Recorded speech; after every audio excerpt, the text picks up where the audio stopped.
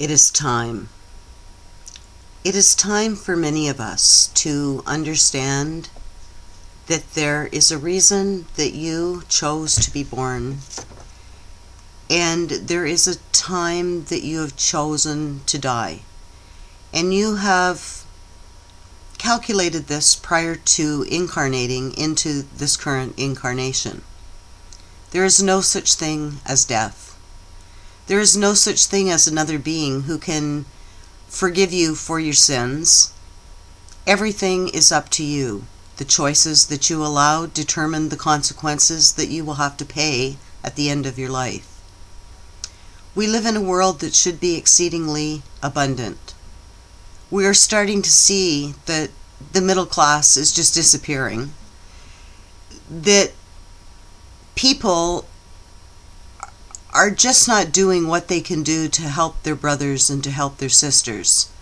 And for a very, very, very long time, since about 1200 BCE, when the largest unrecorded Holocaust that ever happened on Turtle Island occurred, that over 600 million people died. Well, with reincarnation, the wheel is really interesting. And one of the things that you'll find in that wheel is that many people who have chosen to be here at this time are now here. And it is a time to put out a call to all of you to ask, to remember your missions, your purposes, and your tasks. To make sure that you start looking at your will and discard these wishes, because will is the way. And to ask when you go to sleep at night, to make sure that all of the things that are related to your missions, your purposes, and your tasks are given to you within your dream time. And to protect that dream time, that nothing that isn't in 100% alignment with your missions, your purposes, and your tasks can get into you. That way you will remain clear. There is no death to fear. The only death is that of a physical body. I went for a walk not long ago through a family graveyard, or plots, as some people might call it. And I realized very, very quickly that it wasn't very many years ago that many people died before they even reached their 5th birthdays. And that it was the uncommon person that lived past 50. Well, I'm past 50, so I guess that means I'm now in the proverbial, or heading towards the proverbial, dead zone. I'm not afraid of anybody killing me, because I know that I have everlasting life within my spirit, the original spark, the part of me that half came down here with me when I was born and the other half stayed up there until I figured out how to climb up my own 13 poles, and I figured out how to assemble them all and put them back together again. And it's funny, but many of these secrets are left all over the world. There are 12 poles in a teepee. Why is that? Could it be that pole 1 is your physical, then your emotional, and then your intellectual, and then the 4th pole is your etheric, or your energy body, your low astral body, and your high astral body? And when we draw these two triangles together, which look like this, and we put them together, they look like this. And that is 1/2 of your light body. And then when you look at triangles going this way, whoops, yep, there we go. And we look at the 2nd half of our light body, we have a low causal, a mid causal, and a high causal. And we have a higher self, an essence, and a monad. And when we put them together, we end up with one of these. So now when we take the one that's like this, whoops, and we take the one that looks like this, and we put them together, we now have a 12-pointed star.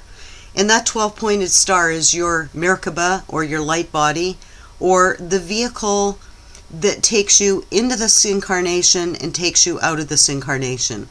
And the only thing you need to do is know how to put it together. Physical, emotional, intellectual, etheric, low astral, high astral, higher self, essence, monad, low causal, mid causal, high causal, and now you've got the 12 points plus your original spark. It's just that simple to step back into and up into what you are. And then all you need to do is just ask all those pieces to spin in all directions of time and space, and in between time and space, and anywhere you don't know where to ask for it to spin, and before long you will turn on your light body. That was a lot easier than I thought. Doing videos is not easy. Trying to do all this work alone is not easy. There is a time when many people who are here to be exchangers, which is another word that we coined, is that the big exchange that you make in life is understanding the totality of all that you are, and understanding that you are what you allow, and what you allow becomes the sum total of what's called the consequences. And if you don't like your consequences, then start changing the choices. There's just an amazing amount of things that people can do, and it starts with understanding that in the olden times, all cultures did new moon ceremonies, and tonight we're sitting on a new moon ceremony. And one of the first things that I've always done in my new moon ceremonies is I've turned and I faced the east and gone through the south, the west, and into the north where the old ancient ones come in. And there I ask for the ancient eagle, and I ask for the ancient condor, the men and women clans of those two, along with the star spider women and men clans. And I ask them to connect me into this big, beautiful web of collective consciousness that everyone on earth is weaving. And once you start asking for that, you will start to find that you will start to get connected. And one of the things that we do know about ourselves is that we're an activator, or we're a bridge. And many people are affected by doing some work with us where we've actually taught people how to do this. And all you need to do is will it to be, so it will be, and so it is, and sign it off with your own soul signature. For example, mine would be 333 333 315, or 333 333 315, or 333 333 351. And basically what that does is it activates the sequencing, and it protects me. And it is so easy to be protected. There are so many things that you can do in this time. Just let your will be the way. I will be recording more videos, and I hope to get a few people that will actually help me, because I believe that I have a number of roadmaps.